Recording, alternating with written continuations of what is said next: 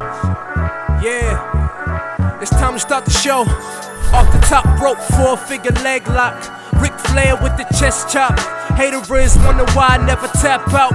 A young king like DeMarcus. Undertaker with a coffin. Choke slam so often. Stone Cold Steve Austin. Man, the boy keep flossing. Man, the boy keep talking.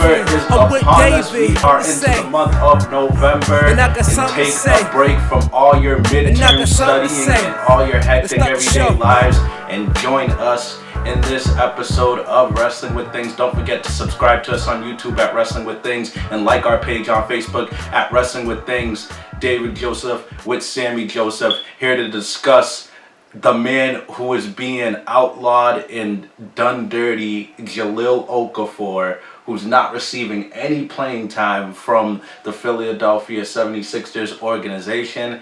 And Sammy, I've been thinking, because this is bothering me. I think this happens in basketball a lot more than anything else.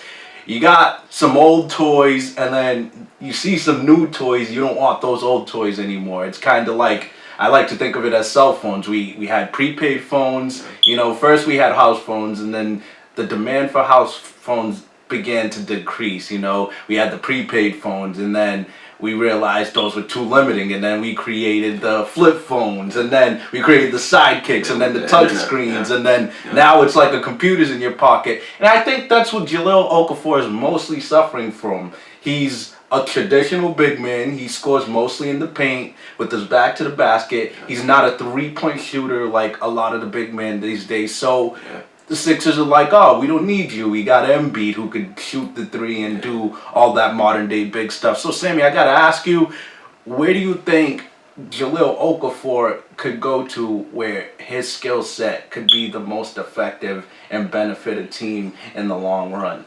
Well, I would definitely go with, if they really want to, you know, see a championship and put depth on a championship-type team, I would definitely make the move to OKC. So that, you know, you can have him either coming off the bench or starting to add more firepower to Westbrook, Paul George, and Carmelo Anthony.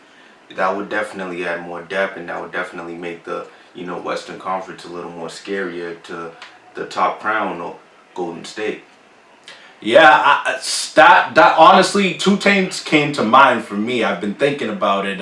OKC was definitely that second team for me because they could use another offensive player that could go and get his, especially on that bench. So, like you said, you could mix and match him. He could play some lineups. He could play some starting lineups, some bench lineups. In the playoffs, you could do some lineups with him, Westbrook, Carmelo, Paul George, and Patterson. You can mix it up, so he would give them a lot more firepower, and I think that would be the icing on the cake for Oklahoma City. But I also think the Boston Celtics could benefit greatly from Jahlil Okafor. That too. It's no secret that they struggle at rebounding because their team is mostly a smaller team. If you look at their team, they don't got a lot of bangers. So, and they like to shoot the three. Yeah, you could argue their biggest bangers maybe Marcus Smart, and he's a guard. So I really think Jahlil Okafor could benefit a team like the Celtics because he does rebound at a decent clip, and he can get his offense inside the paint, and he has a little 12-foot jump shot.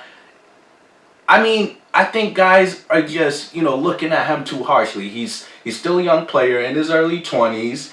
His rookie year, he averaged 17 and 7 between that. Okay. You know, I know most people are going to say, yeah, he did it on a sucky team, but I see no reason why he can't do that again on a team where he's not the focal point, where he could just blend in.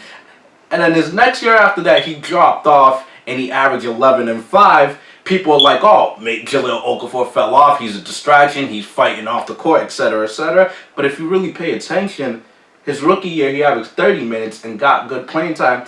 And a big part of the stats dropping off is because the next year after that, he averaged 22 minutes. That's a big adjustment when it comes to minutes, going from 30 to 22 and all the other stuff, not knowing the team wants you and knowing that the team doesn't prioritize you. I think for a young player, that got